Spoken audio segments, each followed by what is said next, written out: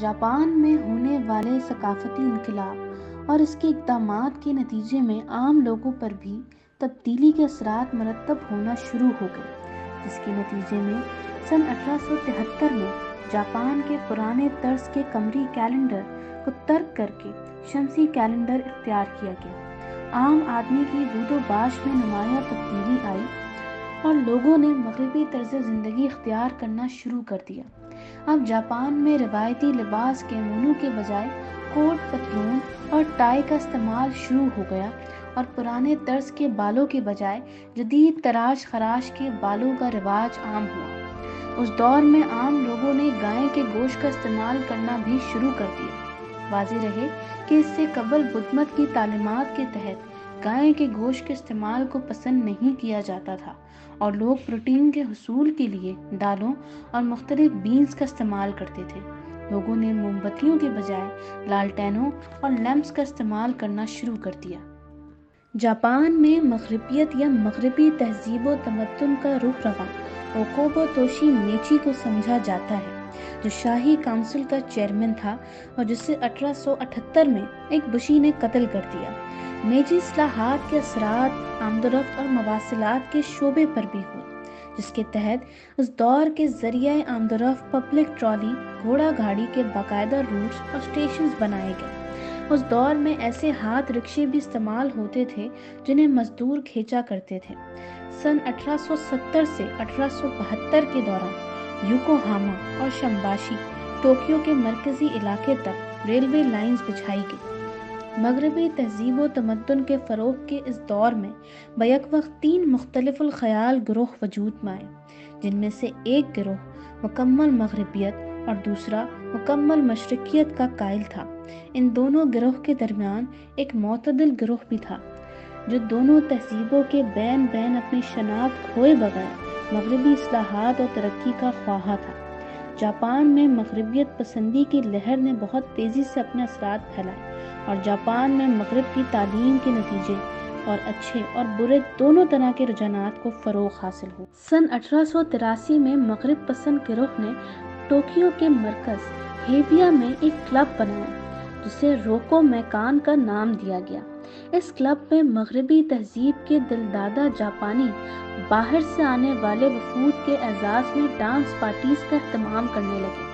اس صورتحال کی منظر کشی ایک مغربی صحافی نے اپنے جاپان کے دورے سے واپسی پر کچھ اس طرح کی ہے: نازک اندام جاپانی خواتین بھاری بھرکم مغربی لباس پہنے مغربی رقص کی کوشش میں دائیں بائیں لڑکھڑاتی رہتی ہیں، جسے دیکھ کر میں بمشکل اپنی ہنسی پر قابو پا سکا۔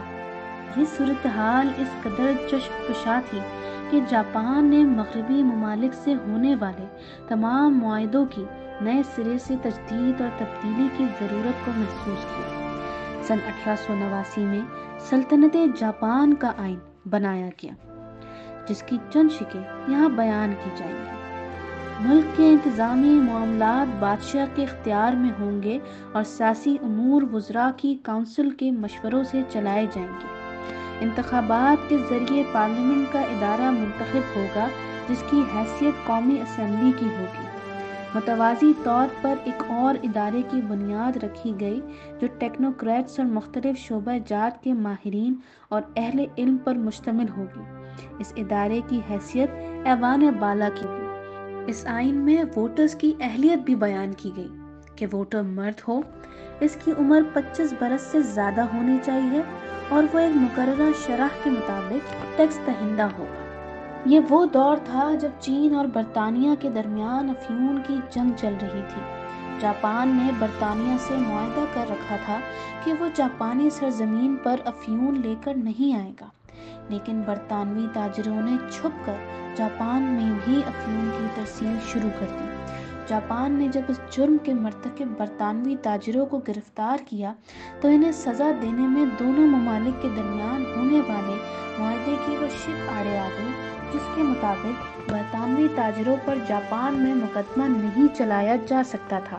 چنانچہ ان تاجروں پر برطانوی سفارت خانے میں مقدمہ چلایا گیا اور یہ کہہ کر باعزت بری کر دیا گیا کہ افیون کا شمار منشیات میں نہیں بلکہ ادویات میں ہوتا ہے۔ جاپان کو اس موقع پر بہت شدت کے ساتھ یہ احساس ہو گیا کہ اس کی آزاد حیثیت اب تک بحال نہیں ہوئی ہے۔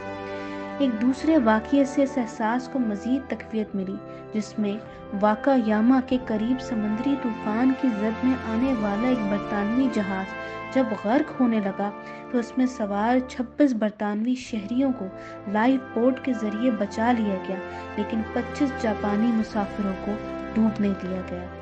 سن 1890 میں جاپان کے تعلیمی نصاب میں ایک مضمون کا اضافہ کیا گیا جس کو بادشاہ کا پیغام کے عنوان سے موسوم کیا گیا۔ یہ مضمون بادشاہ کی جانب سے طلبہ کے نام چند ہدایات اور توقعات پر مشتمل تھا۔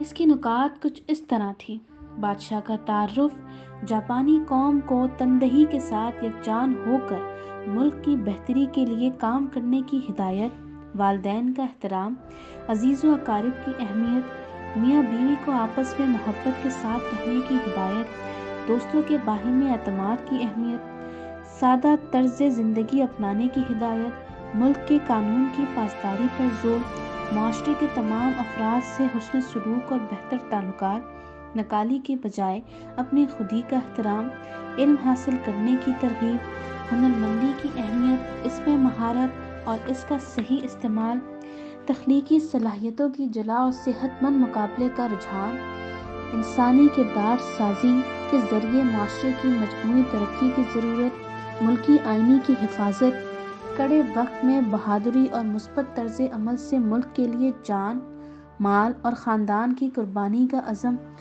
ان ہدایات میں شامل تھی۔ بادشاہ نے اس پیغام میں اپنی حقیقی رعایا انہی لوگوں کو قرار دیا جو ان آفاقی اصولوں پر کاربند رہے۔